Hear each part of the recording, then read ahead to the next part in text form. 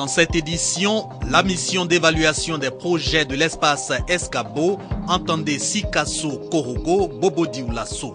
Ce sont des projets de coopération pour l'intégration des peuples vivant aux frontières entre la Côte d'Ivoire, le Mali et le Burkina Faso, coût 3 milliards de francs CFA. Autre mission, celle de la ministre Mariatou Koné à Kouto, au nord de la Côte d'Ivoire. La ministre de la Femme sensibilise les populations. À l'ordre du jour, la scolarisation des enfants et particulièrement la scolarisation de la jeune fille. Et puis, escale à Niakara pour aussi sensibiliser sur un phénomène et non des moindres, le conflit agriculteur-éleveur.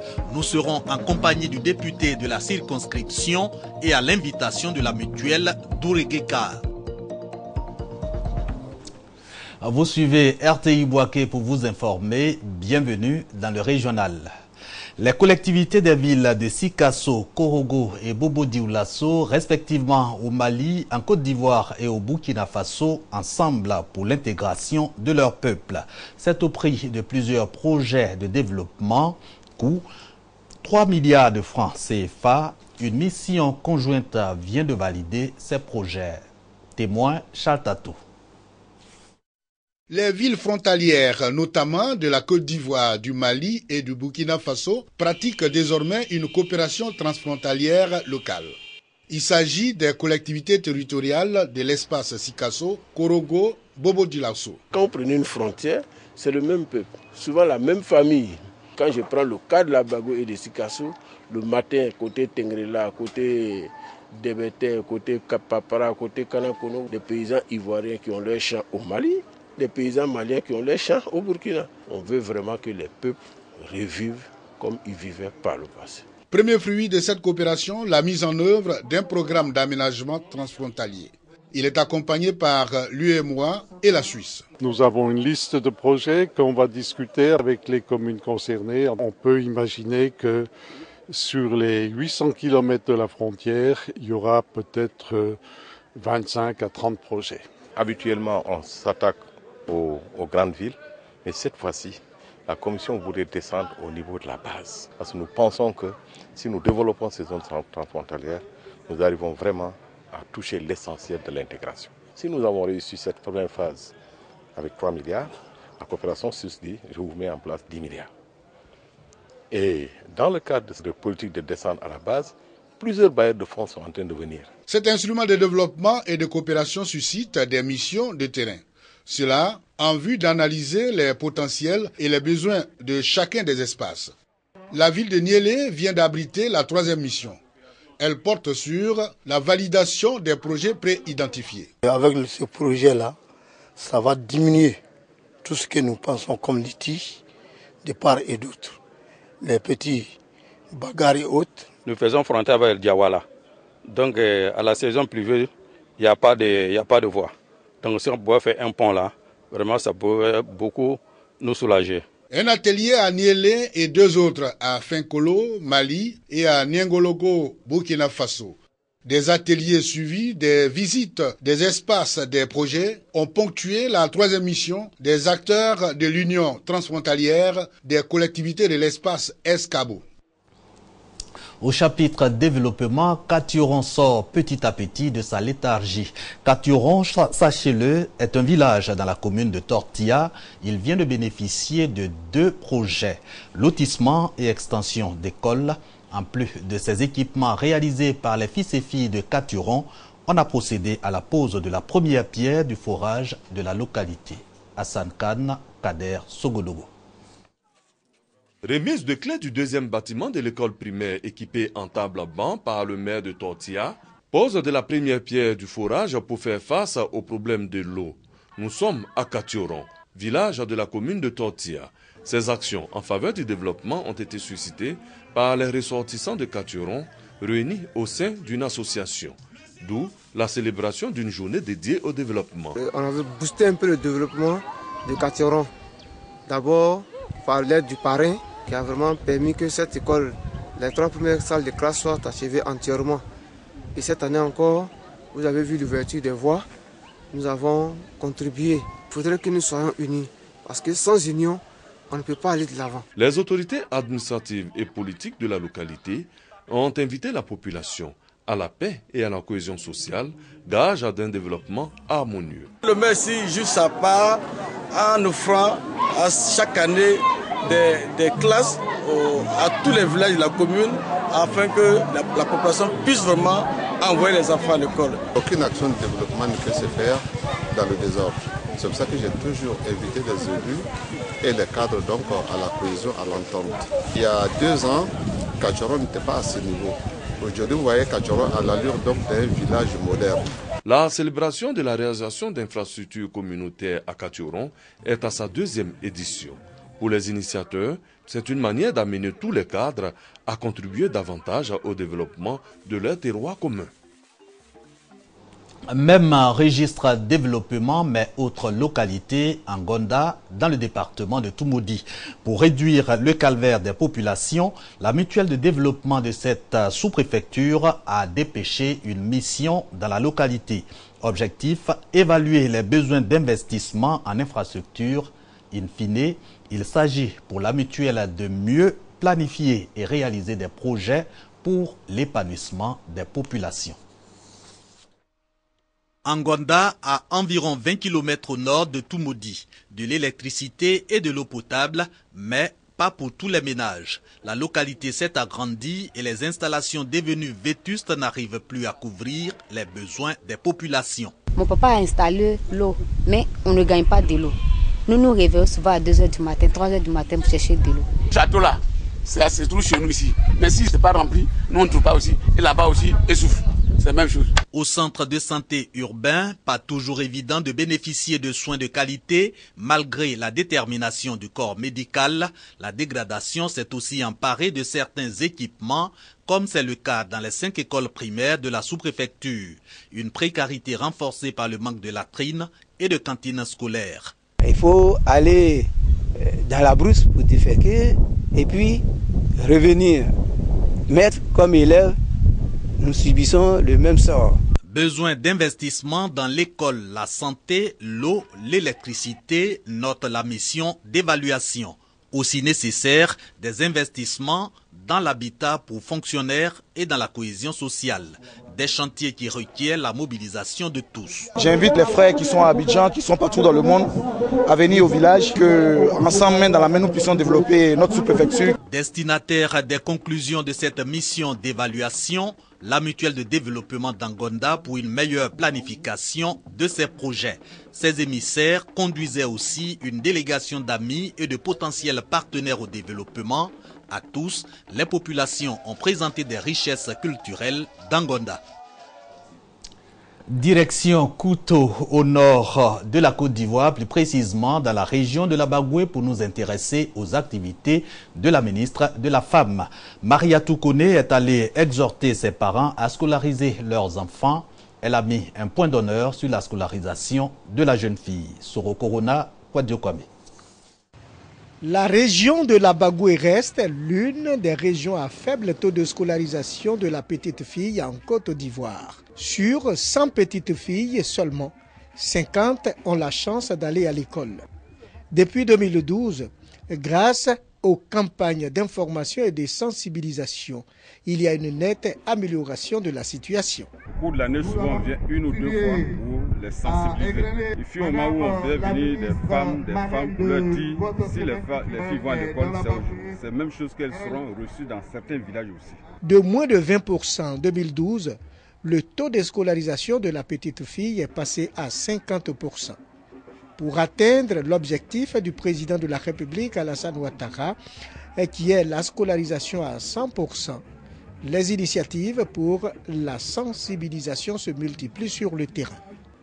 La ministre de la Femme, de la Protection de l'Enfant et de la Solidarité s'est rendue dans le village de Tendara, département de Koutou. Mariatou Kone est venue sensibiliser les populations sur l'importance de la scolarisation des enfants, surtout de la petite fille. La ministre s'est également prononcée sur les enfants bouviers, fléau qui réduit le taux de scolarisation dans la région. Je vois ici que les filles vont à l'école. Tendara fait partie de l'une des rares régions où la question de la scolarisation pose moins de problèmes dans notre région de la Bagoué. Donc merci à la mutuelle pour ce travail. Pour aider les populations à préparer la rentrée scolaire 2017-2018, la ministre de la Femme, de la Protection de l'Enfant et de la Solidarité a fait des dons de kits scolaires. À Yamoussoukro, l'Observatoire de la liberté de la presse, de l'éthique et de la déontologie est en colloque. Pendant 3 jours, l'OLPED va chercher les voies et moyens pour réinventer le journalisme. En d'autres termes, l'OLPED va réfléchir à permettre une bonne régulation de la presse. Participent à ces rencontres des journalistes d'ici et de la sous-région. Walter Amadou Ouattara revient de Yamoussoukro. Suivant son reportage.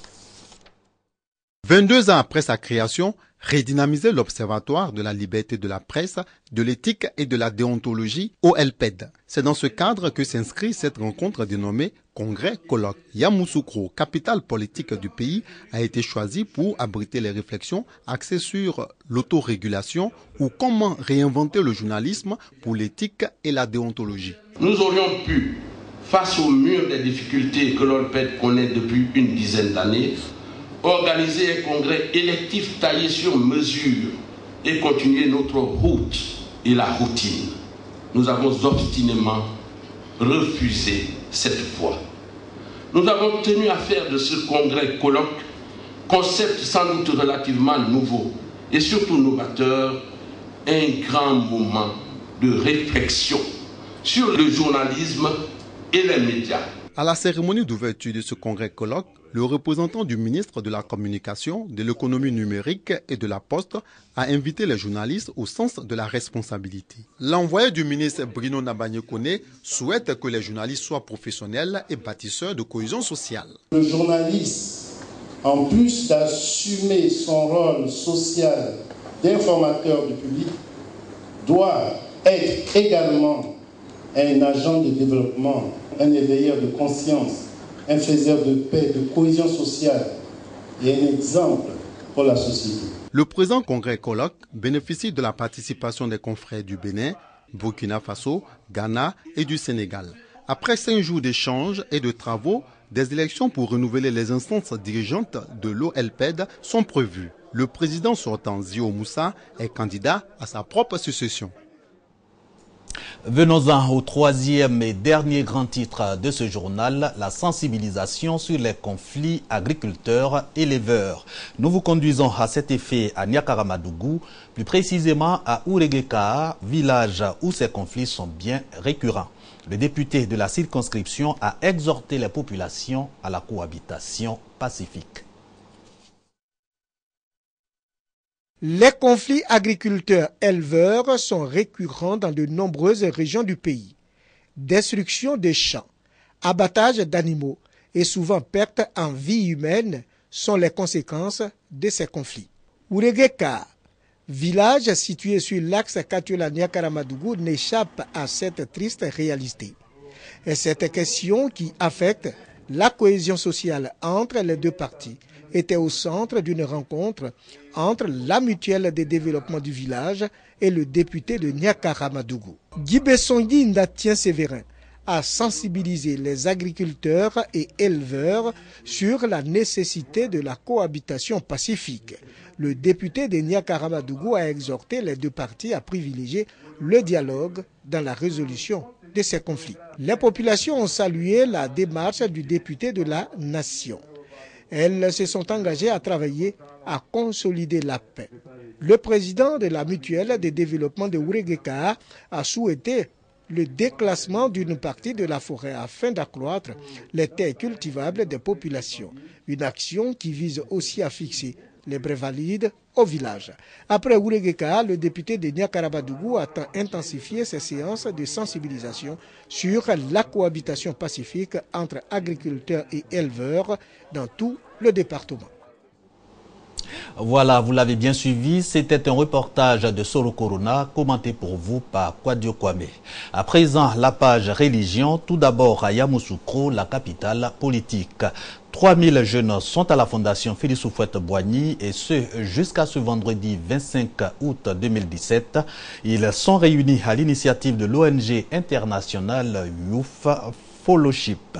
Et c'est dans le cadre de la 8e édition du Camp mondial de la jeunesse. Au menu, formation et partage d'expériences. Yeneba Ouattara, Charles Tatou. Plateforme d'échange et d'apprentissage dédiée à la jeunesse, le Camp mondial est une initiative de l'ONG internationale Youth Fellowship IWF. La 8e édition de cette rencontre de jeunesse qui se tient à Yamoussoukro a ouvert ses portes et ce jusqu'au 25 août prochain. Connaissons notre pays, la Côte d'Ivoire.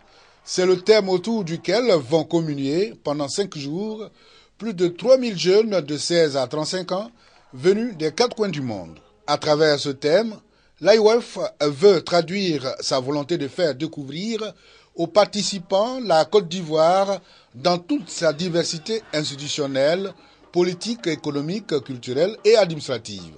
Ateliers sous forme de journées carrières, partage d'expériences et formation de 200 enseignants à l'éducation pour un changement de mentalité sont au menu de cette croisade internationale.